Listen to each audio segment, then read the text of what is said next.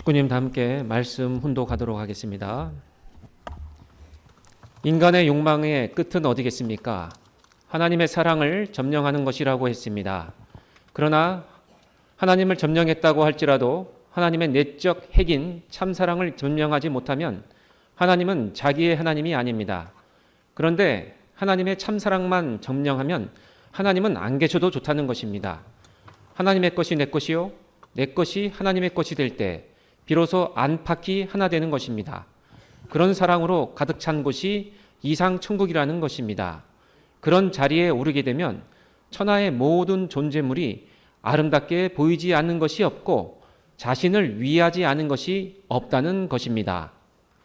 여러분, 인류 초상의 타락으로 말미암아 인간은 늑을 만녹하고 땅의 거짓 사랑을 받고 거짓 부모된 사탄을 부모로 하여 태어났습니다. 여러분의 어머니와 아버지를 통해 여러분에게도 사탄의 혈통은 그대로 점수된 것입니다.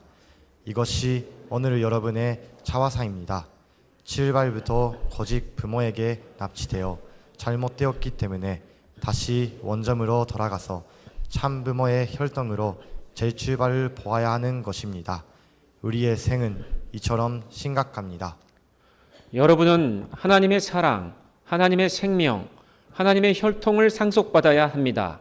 축복 결혼을 통해서라야만이 이것이 가능한 것입니다.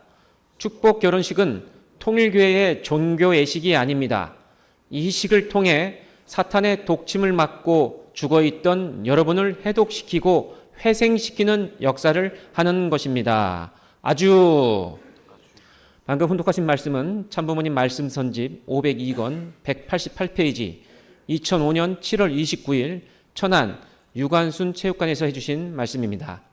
우리 사랑하는 선문대학 대교회 식구님 한 주일간 잘 지냈습니까? 우리가 함께 식구님들과 대화를 하다 보면은 가장 많이 사용하는 단어 중에 하나가 축복이라는 단어입니다. 우리 식구님들과 대화하다 보면은 우리 자녀 축복을 받게 해야 되는데 어떻게 해야 될지 모르겠습니다. 이렇게 얘기하시는 분들도 참 많고, 올해처럼 또 우리 축복식이 있었지 않습니까? 올해 축복을 받아가지고 너무 좋습니다. 이렇게 얘기하는 우리 청년 식구들도 계십니다. 그러니까 우리는 축복이라는 단어를 빼놓고는 설명할 수 없는 그러한 어떤 우리 신앙 조직이고 신앙의 공동체라고 할 수 있습니다. 그런데 우리 가정연합 식구들만 그럴까요? 그렇지 않습니다. 세상에서도 우리 가정연합을 어떻게 바라볼까라고 봤을 때 축복만큼 이 가정연합을 드러내는 그런 곳이 찾아보기가 어렵다고들 얘기합니다. 가정연합은 축복이고 축복은 가정연합이다라고 하는 얘기를 우리뿐만 아니라 세상에서도 그렇게 얘기를 많이 하고 있습니다. 초창기에 합동 결혼식이라고 하는 단어를 세상에서는 사용했는데 섭리가 진전될수록 우리의 표현인 이 축복식이라고 하는 부분들을 많이 받아들이고 그렇게 언론에도 나오고 있습니다. 축복을 받는 그 가치, 이 정체성, 이런 부분들을 잘 모르는 세상 사람들이라 하더라도 그냥 외적으로만 보더라도 이 가정연합의 축복식은 장관이다, 엄청난 일이다라고 다들 표현을 합니다. 1961년 36가정부터 출발해가지고 최근까지 우리는 많은 축복식을 갖게 되었습니다. 72가정, 124가정 등등 계속 축복식을 거치면서 이 축복식의 장소도 처음에는 원본부교회였고 그러다가 조금씩 커지면서 장충 체육관에 하기도 했었고 이 자리에 아마 또 6,500가정 우리 선배님들 계시지만은 맥콜 공장에서도 축복식을 하기도 했습니다. 그리고 여러 유관순 체육관, 최근에 또 우리 청신평화월드센터 등 여러 군데에서 수많은 사람들이 축복을 받고 함께 하고 있습니다.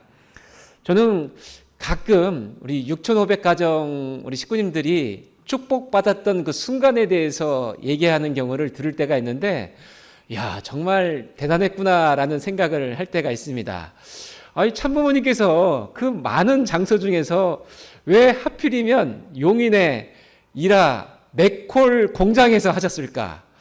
이 참 의문이 나기도 하더라고요. 그때 교회 차원에서 어떤 고민이 있었을까? 아니면 사회적인 어떤 메시지가 있었을까라는 또 생각도 하게 되는데, 그때는 대부분 한일 교체 축복 아니었습니까? 그래서 이 6,500가정 장로님께서 하신 말씀이 그때 정말 큰일 날 뻔했다고 얘기를 많이 하세요. 어떤 내용이냐면은 본인은 한국 사람인데 일본말을 전혀 할 줄 모르는데 그 당시에 하여튼 뭐 행정적으로 복잡해가지고 계속 매칭된 사람을 이렇게 붙여주고 했나 봐요. 그래가지고 처음으로 이곳에 와가지고 매칭이 돼가지고 인사했는데 이 사람을 어떻게 하다 보니까 놓쳤다는 거예요. 6,500쌍이 왔다 갔다 하니까 이 이라 맥콜 공장에 뭐 화장실 가는 것도 그렇고 말씀 듣는 것도 그렇고 여러 가지 복잡하지 않겠습니까? 그런데 그 군중 틈에서 그 대상을 놓쳐가지고 어떻게 해야 되나. 근데 본인은 또 일본말을 할 줄도 모르고 또 가정국 협회 직원을 찾기도 어렵고 해가지고 1시간 동안 정말 낙담하고 혹시나 나의 모습을 보고 실망해서 다시 일본으로 도망친 것이 아닌가라는 생각까지 했다는 거예요. 나중에 1시간이 지나가지고 또 발견해가지고 만나게 됐는데 그 처음 매칭되었을 때만 하더라도 그렇게 확 마음에 들지 않았는데 1시간 지나서 만나니까 너무 선녀처럼 보였다. 그래가지고 그냥 손을 꽉 잡았다고 그렇게 얘기를 할 정도의 이 축복식은 우리 선배님들의 여러 사연 속에 담겨져 있는 것 같습니다. 그런데 우리만이 아니라 사실 세상 사람들도 이 축복식을 그냥 통일 교인들만이 받는 축복식으로 받아들여서는 안 되겠습니다.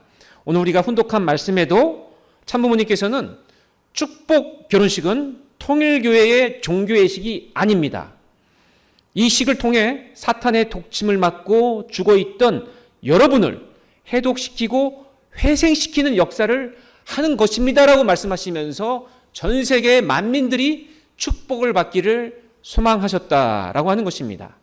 그런 점에서 우리가 축복을 이해할 때 우리 통일교인만을 위해 주신 축복 결혼이 아니다라고 하는 것을 우리가 첫 번째 생각을 해야 되고, 두 번째는 하늘 부모님께서 주신 축복이 축복 결혼만은 아니다라고 하는 것입니다.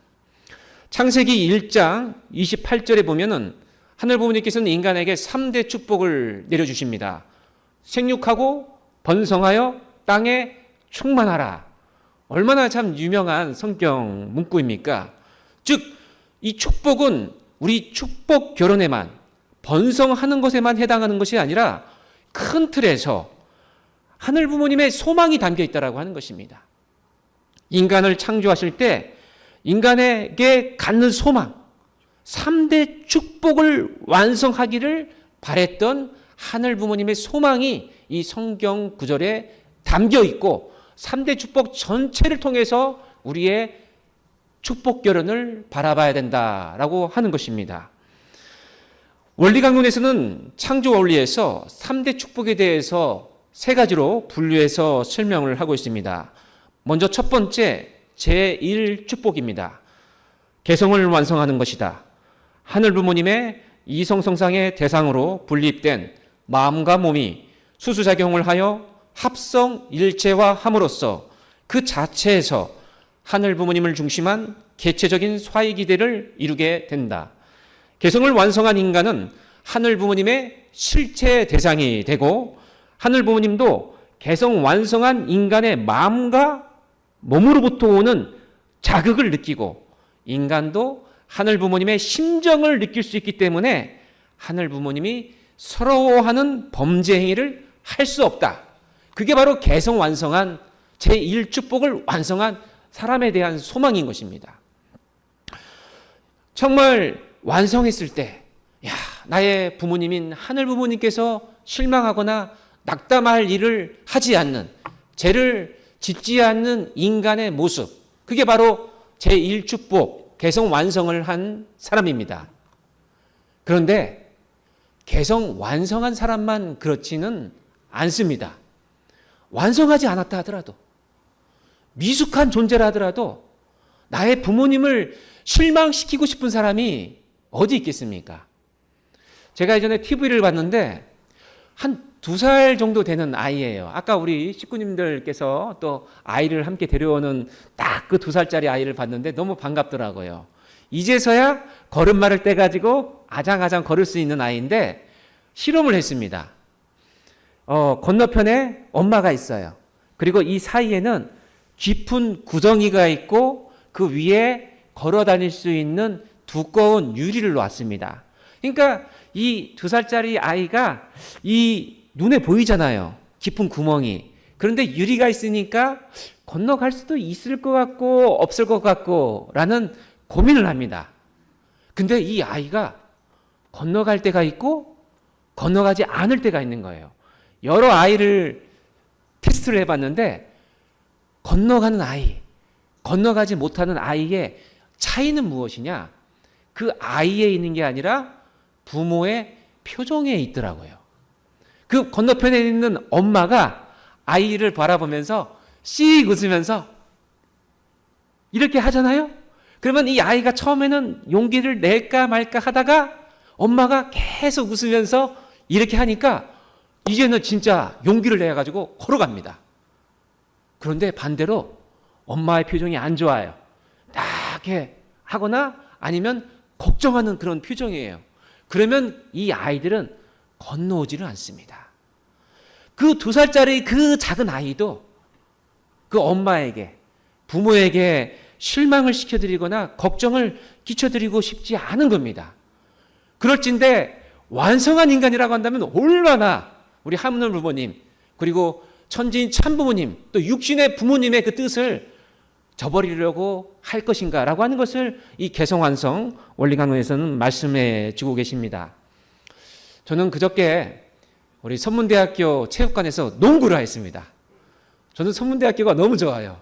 아니, 농구할 수 있는 것도 없고 축구할 수 있는 것도 별로 없는데 여기 오니까요 운동할 것들이 너무 많아요. 그래가지고 참 좋은데 금요일 날 우리 선문대학교 학생들이랑 체육관에서 농구를 했습니다. 정말 중요한 농구였어요. 왜냐하면 짜장면이 걸려 있었습니다. 정말 중요하지 않습니까? 이 짜장면, 그리고 우리 학생들 보니까 곱빼기를 시킬 것 같더라고요.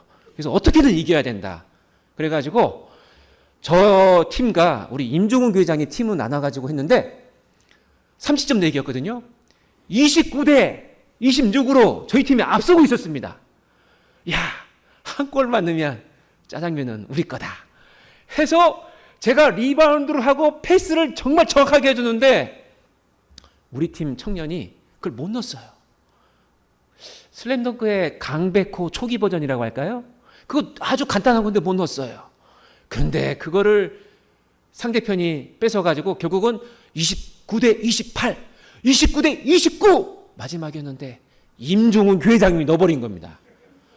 와, 지금 이 자리에 없거든요. 그래서 제가 말씀드리는 겁니다. 지금 영빈관에서 우리 식구님들과 함께 하고 있는데 저 가지고 제가 정말 침울해져 가지고 중국집에 가가지고 시키세요 하면서 같이 짜장면을 먹으면서 있었는데 그때 우리 청년 식구가 한 분이 이런 얘기를 합니다. 대교회장님, 저는요 부모님으로부터 사랑을 많이 받았습니다. 근데 부모님으로 사랑을 많이 받다 보니까 이 부모님의 사랑의 원천이 우리 참부모님이라고 하는 것을 알게 되었고, 특히 우리 영성 41수련을 갔다 와서 그걸 저는 확신해가지고 참부모님께서 우리 선문대학교, 우리 천일국 국립대학교를 위해서 정말 사랑을 주고 싶은데 그 마음을 자기는 느껴가지고 자기가 1학기 동안 진짜 열심히 활동을 했습니다. 그냥 인위적으로 한 게 아니라 이 사랑을 주고 싶어서, 사랑을 너무 주고 싶어서 활동을 했는데요. 여름방학 때 더 준비해가지고 2학기 때도 더 열심히 하려고 합니다. 그 얘기를 딱 하더라고요, 저한테. 와, 그래서 제가 침울했던 표정을 없애고 한마디 더 했습니다. 여기 탕수육 하나 더 시켜주세요. 너무 감동받은 거예요, 제가. 야, 이런 청년이 있구나. 그러니까 이 청년은 정말 선문대학교를 얼마나 사랑했으면. 근데 그것이 어디서 비롯됐느냐?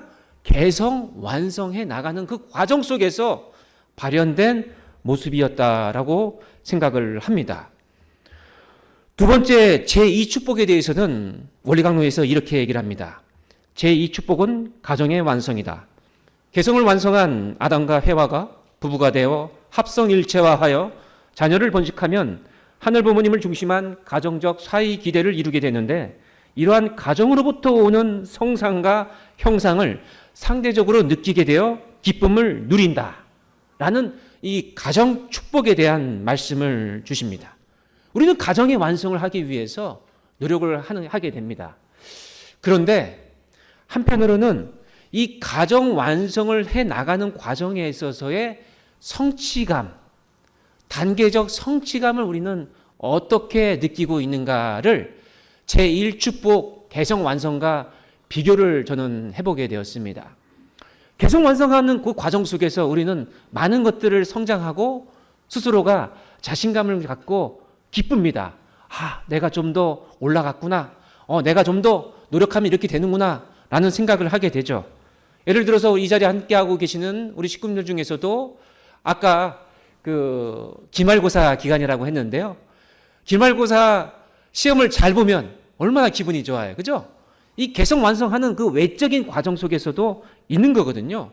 내가 외적으로 뭔가 선문대학교에서 더 많은 공모전, 여러 가지 학교에서 주최하는 여러 가지 그런 부분들을 도전해가지고 또 당첨이 되고, 또 선문대학교를 졸업해가지고 또 좋은 곳에 취업을 하고, 또 이미 우리 청년 식구님들 계시는데 또 이 회사에서 또 승진을 하는 그 과정 하나하나가 외적으로도 내가 완성해 가고 있다, 내가 발전해 가고 있다라는 생각을 하게 됩니다. 방학이 되면 여행을 가는 경우도 많지 않습니까? 여행을 통해서 새로운 것들을 또 접하고, 이런 부분을 통해 가지고 내가 더 느꼈구나, 스스로가 그런 부분들에 대해서 만족을 하기도 합니다. 그런데 과정 완성에서의 이 단계적 발전은 어느 정도의 기쁨을 주느냐라고 했을 때, 제가 두 가지를 경험해 보니까 역시 개성 완성보다는 가정 완성의 이 과정에서의 느끼는 그 행복감이라고 하는 것이 더 크다라고 하는 것을 느끼고 있습니다. 우리는 축복을 받아서 또 상대가 있고, 또 임신을 해서 아이를 낳으면 이 아이를 바라보면서 내가 부모가 되었구나, 또 이 아이의 성장하는 모습을 보면서 얼마나 기쁜지 몰라요. 자녀를 두신 우리 부모님들은 그걸 아마 느끼실 겁니다. 이 아이가 태어나가지고 지금 장로님 권사님도 아마 그 생각 하실 거예요. 그 생각을, 그 기억을 잊어버리지 않았을 겁니다. 나에게 처음으로 아빠라고 얘기했던 순간, 나에게 처음으로 엄마라고 얘기했던 그 순간을 아마 다 기억하실 겁니다. 저도 마찬가지로 기억을 하고 있거든요. 그리고 그 아이가 첫 걸음을 띄었을 때, 함께 박수를 쳤던 그 순간, 다들 기억하고 있을 것입니다.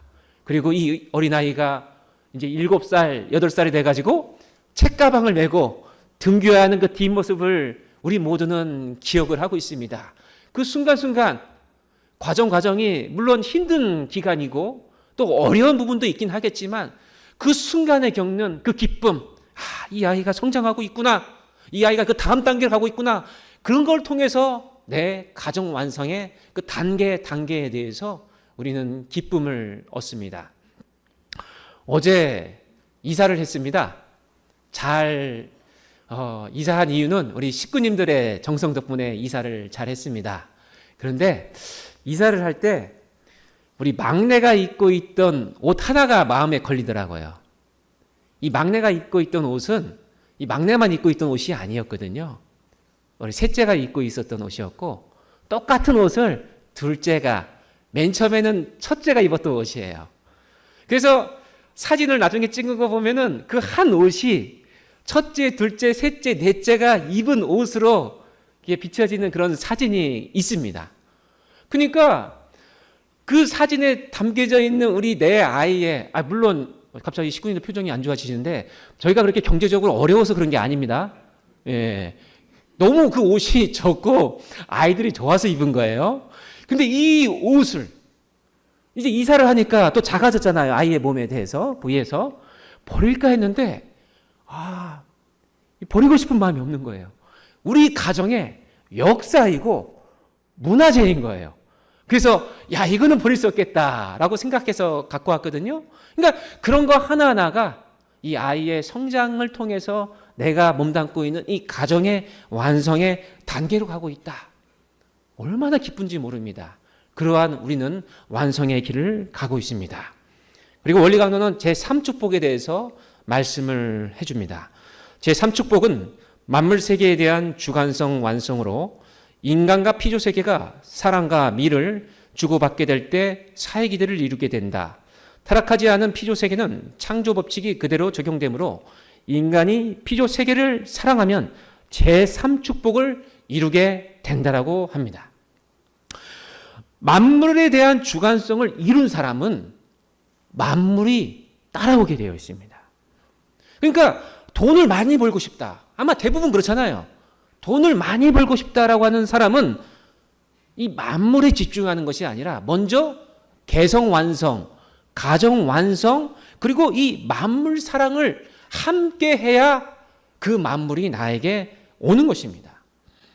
저는 사실 소중한 것을 희생하면서 당장 돈만을 쫓는 그런 청년들의 모습도 보기도 했지만 그러지 않고 자신의 그 신앙적 기준을 지키면서 개성 완성, 가정 완성에 노력을 하면서 그렇게 기업을 운영하는 그런 청년 식구도 본 적이 있습니다.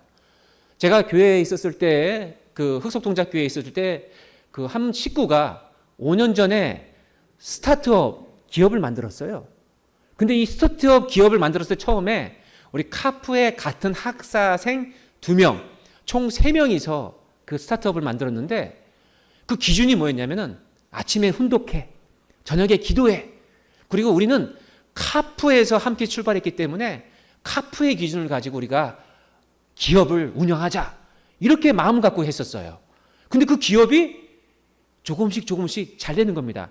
특히 코로나19가 이 식구한테는 엄청난 기회가 된 거예요. 왜냐하면 그 기업이 뭐였냐면은 영상 중계 회의를 주관하는 그런 회사였거든요. 그러니까 그러한 원칙을 가지고 회사를 늘리다 보니까 이제 직원이 10명이 되고 20명이 된 겁니다. 그래서 2년 전에 이 회사가 큰 사옥을 이사를 가게 됐어요.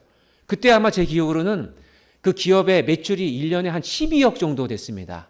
그래서 우리 식구님들과 함께 화환을 보낼 때 뭐라고 보냈냐면 빨리 100억 달성하세요라고 보냈습니다.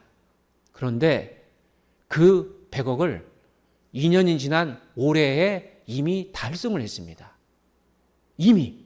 그리고 올해는 아마 200억에서 300억. 그리고 이 청년 식구는 2030년까지 1000억을 목표로 달려가겠다고 해요. 그러니까 저는 그 모습을 보면서 이 청년이 지키고 있었던 기준 덕분이 아닌가라는 생각을 하거든요. 항상 청평의 대역사 때는 항상 참석을 합니다. 그리고 이 가정이 이 청년 식구가 좀 여러 가지 일 때문에 교회에 못 오게 될 경우에는 그 아내가 항상 예배를 드리고 11조 생활을 하고 그런 또 기도 생활, 정성 생활을 하면서 지금의 기업을 일궈내고 있는 거거든요. 저는 그 모습을 직접 봤기 때문에 이 원리 강론에 말한 것처럼 이 모든 것들을 함께 만들어가는 가정 속에서 만물이 따라온다라고 하는 확신을 하게 됐습니다. 그런 점에서 인간은 누구나 3대 축복을 이루기 위해서 노력을 해야 합니다. 그런데 우리 사랑하는 선문대학 대교회 식구님, 우리가 가정 완성, 두 번째 2단계인 가정 완성을 하기 전에 원래는 1단계 개성 완성을 했었어야 됐습니다. 즉 제1축복을 이룬 후에 제2축복을 받아야 하는데, 자, 우리 축복가정님 분들, 저를 포함해 가지고 우리 모두 이 자리에서 개성 완성을 하시고 난 다음에 축복을 받으신 분 한번 손들어 보시기 바랍니다. 아마 저도 안 되고 아마 그것을 자신할 수 있는 아마 식구님들이 없을 거라고 생각합니다. 그 누가 우리 천지인 참부모님 앞에 저는 개성을 완성했습니다 라고 얘기할 수 있을까? 사실 머리가 좋아질 수밖에 없게 되는데요. 아마 남편은 아내에게, 아내는 남편에게 물어봐도 비슷한 대답을 할 것이고 스스로가 더 잘 알 것입니다. 개성 완성을 이루지 못한 상태였지만은 참부모님께서는 생물학적으로 시기를 놓치면 자녀를 낳을 수 없기 때문에 조건적으로 가정을 이루도록 허락하셨다라는 말씀을 하신 적이 있습니다. 그러니까 우리가 아직 부족하지만 약속을 했다라고 하는 조건, 그게 바로 성원문답이에요. 우리 모두가 축복을 받을 때 성원문답을 하고 참부모님께서 문을 하시고 우리는 답을 합니다. 그대들은 하늘 부모님의 창조 이상을 완성할 성숙된 선남선녀로서 영원한 부부의 인연을 설정할 것을 하늘 부모님과 참부모님 앞에 약속하느뇨. 우리는 모두 예! 2번, 3번, 4번 이 성원의 문에 우리는 답이라고 하는 조건을 통해서 축복을 받을 수 있었던 것입니다. 그렇기 때문에 지금 내가 가정을 이루었다 하더라도 제2축복을 지금 열심히 하고 있다 하더라도 제1축복인 개성 완성을 위해서 노력하는 것은 병행해야 된다라고 하는 것입니다. 그런 점에서 우리 참 아버님 영상을 함께 보시도록 하겠습니다. 하나를 얻는 것이냐? 하나라면 두 사람이 있는 것이다. 모 중심 삼고 사랑을 중 삼고 하나 되다 보니 둘이 사랑은 하나 되기 위한 것이기 때문에 둘이 하나의 형태로 나타난 것이 하나님이다. 하나 되니까 둘이 하나 되기 힘을 갖고 있으니 짜부러져 더 착착착착착 돌다 보니 하나의 영계감은 그렇소. 참부모님 말씀처럼 영계에는 남자와 여자가 어떻게 되어 있느냐? 지금처럼 우리 장로님 권사님처럼 떨어져 있는 게 아니라 어떻게 됐다고요? 하나가 되어서 영원히 살게 되어 있다라고 말씀을 주십니다. 야, 얼마나 근사한 말씀이고 한편으로는 얼마나 두려운 말씀인가라고 생각할 수가 있습니다. 제가 간혹 우리 식구님들과 대화하다 보면은 우리 식구님들께서 저를 찾아와 가지고 농담 반 진담 반으로 이런 말씀을 하십니다. 목사님, 지금도 보기 싫은데 영원히 이 사람을 함께 해야 됩니까? 라고 웃으면서 얘기를 해요. 아마 어제 날에 뭔가 좀 다툼이 있었나 봐요. 막 이렇게 싸움이 있었던 것 같아요. 그러면서 농담 반 진담 반으로 이렇게 얘기를 하는데 우리 선문대학 대교회 우리 식구님들은 어떻습니까? 지금 옆에 계시는 우리 장로님, 권사님, 또 집사님 간에 이렇게 계시다가 이제 영계 가면은 한 몸으로 가서 함께 하게 되는데 어떨까? 우리는 감사하게 생각을 하고 두려운 게 아니라 지금 함께 노력을 하면 돼요. 그게 바로 우리 가정연합의 축복 가정의 모습 아니겠습니까? 그런데 안타깝게도 세상은 그렇지 않죠. 우리 한국만 보더라도 이혼율이 얼마나 높습니까? 그죠? 근데 이혼율이 높은데 한 가지 최근에 뭔가 이상한 지표가 하나 나오고 있습니다. 그것이 뭐냐면 황혼, 이혼, 졸혼입니다. 지금까지 워낙 이혼율이 높았기 때문에 그 높은 이혼율에서 2024년 이혼율이 조금 내려갔습니다. 워낙 높았기 때문에 그 전에. 근데 2024년 어떤 한 지표가 문제가 됐는데 그게 뭐냐? 결혼생활 30년 차 이상 되는 황혼 이혼만 늘어난 거예요. 그러니까 예전에는 뭐 30대 이혼, 40대 이혼이 높았는데 지금 2024년 현재는 황혼 이혼이 세상에서 늘어나고 있다라고 하는 것입니다. 10년 전보다 황혼 이혼이 46%나 증가했어요. 그러니까 지금 세상은 이러한 혼돈 속에 지금 있다라고 하는 것이고, 그 이혼하는 사람들의 얘기를 들으면은 아이들 성장을 위해서 내가 지금까지 참았지만 더 이상 참을 수 없다, 이렇게 선포하고 이혼하는 거예요. 이 시대적 상황입니다. 이것을 우리 가정연합이 어떠한 메시지를 주고 어떻게 이끌어가야 될 것인가라고 하는 것을 우리가 오늘 축복을 통해서 생각을 해야 되는 것입니다. 왜 영원히 같이 사는 것이 싫은가? 세상 사람들은 특히 좋을 때 만난 거 아니에요. 좋은 모습만 보고 좋았고, 이제 시간이 지나 싫은 모습을 보니까 싫어서 이혼한다? 그건 안 되지 않습니까? 우리 가정연합이 그 기준을 잡아야 되는 거예요. 왜 영원히 같이 사는 것을 영계 가기 전에도 벌써 왜 황혼 이혼을 하는가? 그 이유가 무엇인가라고 하는 것입니다. 그 이유는 무엇보다도 내가 가정을 갖기 전에 제1축복을 이루지 못해서 그렇습니다. 그리고 못했다라고 하는 것을 스스로가 알고 있어야 돼요. 우리 하늘 부모님과 하나 되어서 심정을 느끼고 심정대로 살다 보면 죄를 짓지 않고 살아야 하는데, 우리가 죄를 짓고 사는 경우가 많지 않습니까? 그게 왜 그러냐? 참부모님 말씀에는, 오늘 우리가 훈독한 말씀에 출발부터 거짓 부모에게 납치되어 잘못되었기 때문에 다시 원점으로 돌아가서 참부모의 혈통으로 재출발을 보여야 하는 것입니다. 이 말씀을 주신 거예요. 결승선이 아니라고 하는 것이에요. 축복은 마라톤 결승선이 아니라 다시 시작하는 출발선에 선 것이다라는 말씀을 주신 거거든요. 출발선이라고 생각을 하고 우리가 이 가정에서 살아가야 되는데 그러지 못했다. 내가 스스로가 부족하다라고 하는 것을 인식하지 않고 상대의 부족함만을 탓했던 그 모습이 바로 제1축복, 제2축복을 완성시키는 데 있어서의 어려움이 있었다라고 하는 것입니다.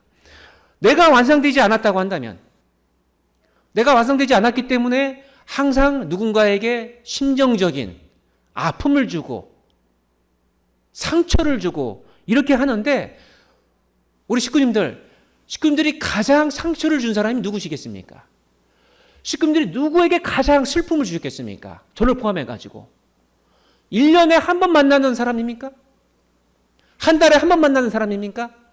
아니면 일주일에 한 번? 아니면 매일 만나는 사람입니까?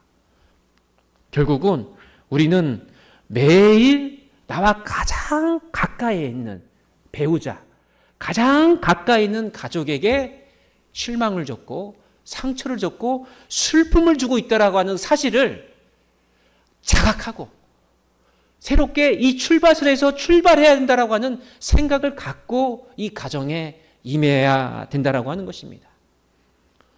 부부싸움을 보면요, 참 다양한 부부싸움이 있습니다. 특히 이 표정 가지고 싸우는 분들이 계세요. 우리 권사님께서 어떤 얘기를 했는데 장로님이 별로 좀 내키지 않는 거예요. 그러니까 표정이 벌써 안 좋아요. 그래서 권사님이 장로님한테 왜 또 그렇게 싫어? 그게 또 마음에 안 들어? 이렇게 또 이렇게 타박을 한단 말이에요.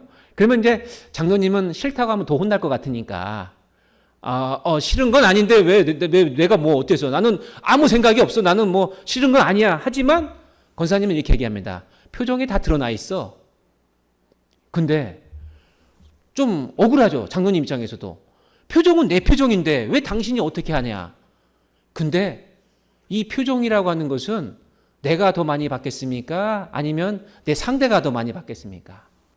상대가 더 많이 보죠. 우리가 하루에 거울을 몇 번 봅니까? 내가 거울 보는 것보다 나의 가장 가까이 있는 사람이 내 얼굴을 보는 게 수십 배, 수백 배일 겁니다.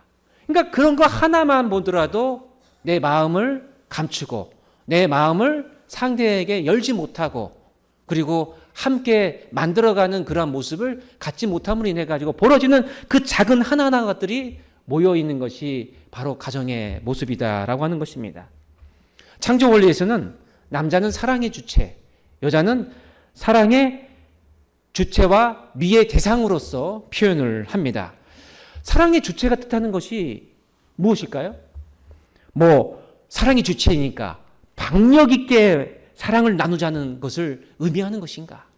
아니면 여성을 미의 대상으로 표현했는데 뭐 외모를 열심히 가꿔야 한다는 그 의미만으로 한정 지을 수 있는가라고 하는 것입니다. 물론 뭐 남자가 박력 있고 여자가 아름다우면 그것이 나쁜 건 아니지만 꼭 그런 단순한 면만을 원리 강론에서 얘기하는 것은 아닙니다. 원리에 보면 사랑은 주체가 대상에게 주는 정적인 힘, 미는 대상이 주체에게 돌리는 정적인 힘, 이 정적인 힘, 이 정의 한자는 뜻정입니다. 뜻이 담긴 힘이 바로 정적인 힘이라고 하는 것입니다. 그걸 저는 감동이라고 표현할 수 있을 것 같습니다. 남자는 사랑으로, 여자는 미로, 또 때로는 여자가 사랑으로, 남자는 미로 상대에게 감동을 주는 것입니다. 가끔 상대에게 꽃 한 송이를 받을 때, 초콜릿 한 조각을 받을 때, 그 받는 것은 큰 의미가 없을 수 있겠지만 이것을 준비한 상대의 마음을 헤아리면서 상대의 마음이 나에게 정적인 힘으로 전달되어 우리가 감동을 받는 거 아니겠습니까? 그러한 모습이 있다. 그런 점에서 저는 우리 식구님들과 어떻게 하면 상대에게 감동을 줄 수 있을 것인가라고 하는 것도 가정 완성을 위해서도 우리가 연구하고 노력해야 된다고 생각을 합니다. 내적인 것은 나름 열심히 우리가 노력하고 있는데 내적인 것만이 아니고 외적인 것도 아주 중요합니다. 제가 우리 여성 식구님들이랑 대화하다 보면은 남자 식구님들에게 참 이런 게 필요하다. 거의 몇 가지로 요약이 되더라고요. 여자 식구님들께서는 남자 우리 주체에게 남편에게 원하는 게 크게 한 3가지 정도가 있는데 첫 번째 관심입니다. 관심.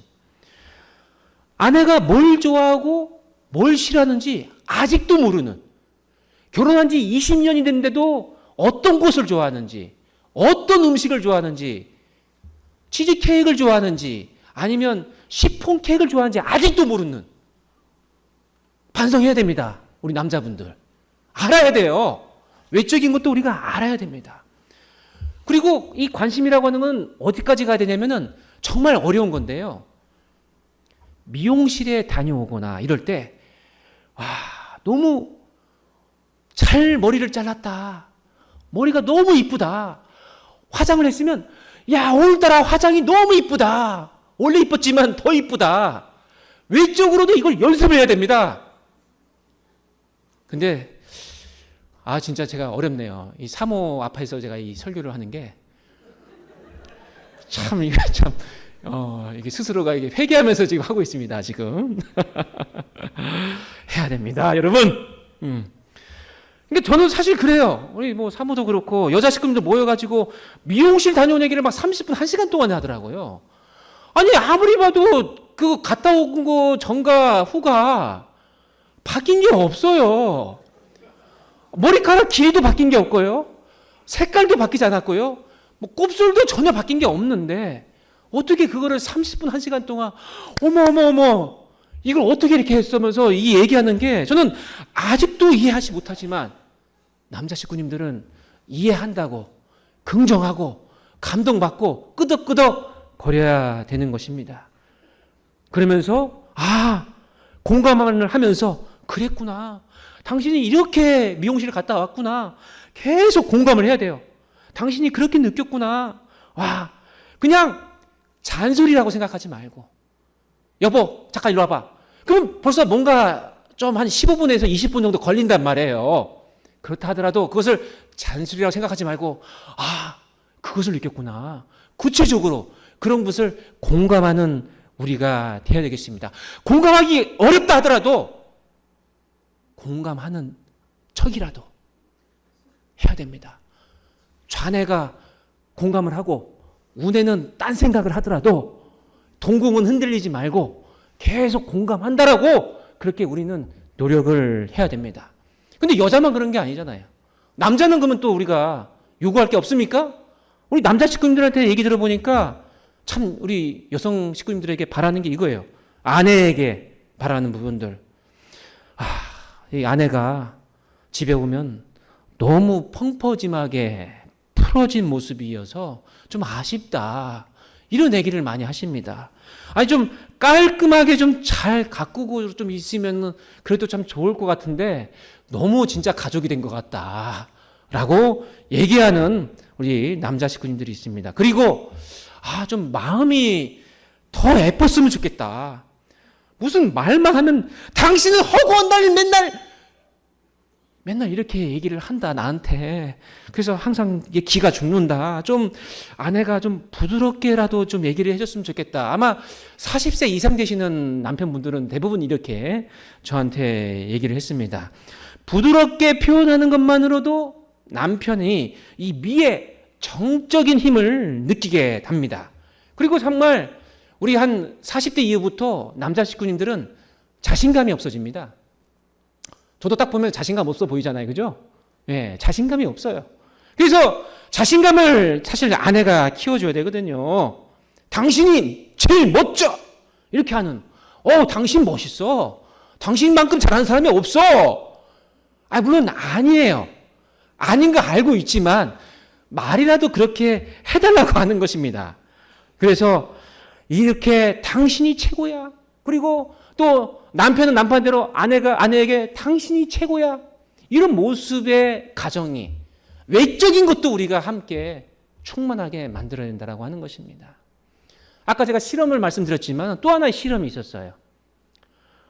엄마가 밖에서 들어올 때 아빠가 그냥 왔어? 라는 말도 안 하고 그냥 자기 할 일을 하고 아이들이랑 그냥 밥 먹는 그런 모습으로 있는 경우. 그러고 나서 한 3일 후에 다르게 행동합니다. 아내가 왔어요. 그때 아빠가 앉아있다가 아내가 들어오자마자 걸어가가지고 아유 당신 정말 수고 많았어 오늘 하면서 포옹을 해줘요. 아유 당신 정말 힘들었겠다. 다리 이렇게 펴봐. 다리를 주물러줘요. 그 모습을 3일 동안 더 했습니다. 그러니까 아이들이 어떻게 되는지 아십니까? 일주일 후에 3살, 7살, 12살 아이들이 어떻게 되냐면은 첫날에는 지금까지 했던 그대로 해요. 첫날에는 그냥 엄마가 와도 쳐다보지도 않아요. 근데 아빠가 동일하게 3일 동안 하니까 3일째 지났을 때 아이들이 반응을 합니다. 뭐 엄마 발을 주물러 주지는 않지만 최소한 문 앞에 나와서 엄마 다녀왔어요? 이렇게 얘기를 하는 거예요. 그러니까 아빠가 하는 모습, 엄마가 그냥 하는 모습을 이 아이들이 그대로 배워가는 거예요. 그러니까 이 가정의 이 모습이라고 하는 것은 우리가 단순히 남편은 사랑을, 아내는 미를 돌려줌으로써 둘이 하나가 되자라고 하는 것으로 끝나는 것이 아니라 하늘 부모님의 사랑은 어디까지? 내 자녀에게도 온전히 돌아간다라고 하는 것을 우리는 이 외적인 모습만 보더라도 알 수가 있다라고 하는 거예요. 근데 우리 가정을 하면 내적인 모습까지, 내적인 가치와 말씀이 갖고 있는 우리이기 때문에 더 크게 이 가정의 완성의 길로 갈 수가 있다라고 하는 것입니다. 우리 사랑하는 선문대학 대교회 식구님, 오늘 혼독한 말씀에 이런 말씀이 있었습니다. 하늘 부모님의 참사랑만 정념하면 하늘 부모님은 안 계셔도 좋다는 겁니다. 그런 사랑으로 가득 찬 곳이 이상 천국이라는 것입니다. 그런 자리에 오르게 되면 천하의 모든 존재물이 아름답게 보이지 않는 것이 없고 자신을 위하지 하는 것이 없다는 것입니다. 어떤 식구님들께서는 이런 말씀하세요. 저희가 좀 늦은 것 같아요. 우리 부부가 지금까지 본을 보이지 못해가지고 자녀가 교회를 싫어합니다. 사실 천일국이라고 하는 우리가 지금 천일국 안착의 시대가 가고 있는데 이 천일국의 의미가 뭡니까? 하늘의 의미가 뭡니까? 이 두 사람이 하나가 되는 곳이 바로 하늘 나라고 하늘 부모님이 계시는 곳 아니겠습니까? 그 천일국에 우리가 살아야 되는데 지금 돌아보니까 축복이 지난 지 5년 지나고 10년이 지나고 20년이 지나서 돌아보니까 목사님 저희가 부부가 지금까지 본을 보이지 못해가지고 우리 자녀가 저희 마음대로 움직이지 않아요. 교회를 좋아하지 않아요. 예배를 함께 가자고 해도 가지 않아요. 라고 고민을 얘기하는 경우가 있습니다. 그러나 저는 이 말씀을 토대로 우리는 늦지 않았습니다. 늦지 않았어요. 자녀의 관계에서 어려움에 직면할 때 답답함은 있겠지만 그 답답함을 내려놓고 자녀에게 어쩌면 이렇게 얘기해 보시는 게 어떨까 생각을 합니다. 애야, 미안하다. 나도 처음으로 아빠, 처음으로 엄마여서 실수가 많았다. 나도 완성해 가는 중이란다. 같이 한번 노력해보자. 이런 솔직하게 털어놓는 것도 우리 가정을 더 완성시키는 그런 모습이기도 합니다.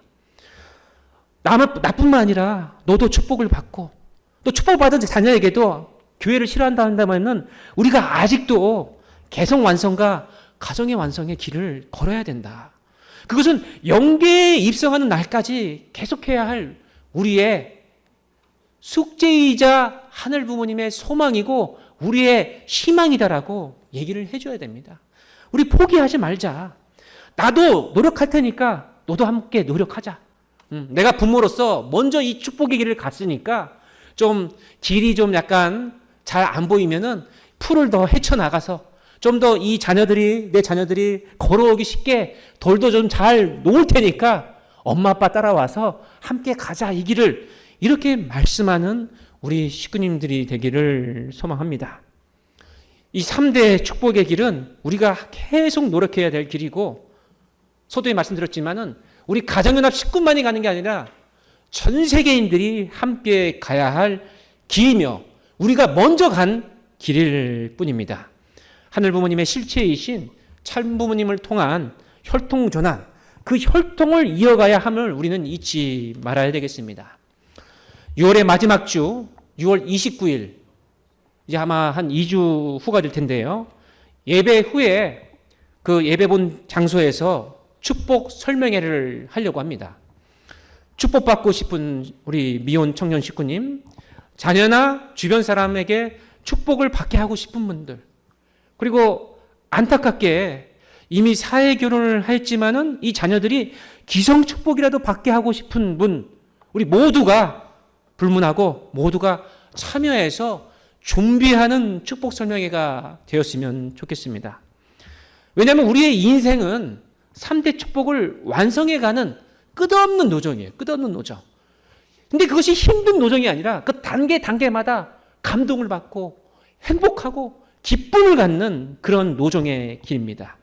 우리 축복받지 않은 우리 미혼 청년 식구님들은 개성 완성을 하는 노력을 하고, 우리 축복받은 분들은 서로에게 관심과 공감과 감동을 받을 수 있는 아름다운 말로 사랑과 미애, 정적인 힘을 돌려주는 한 주가 되기를 소망하면서 이만 말씀 마치도록 하겠습니다.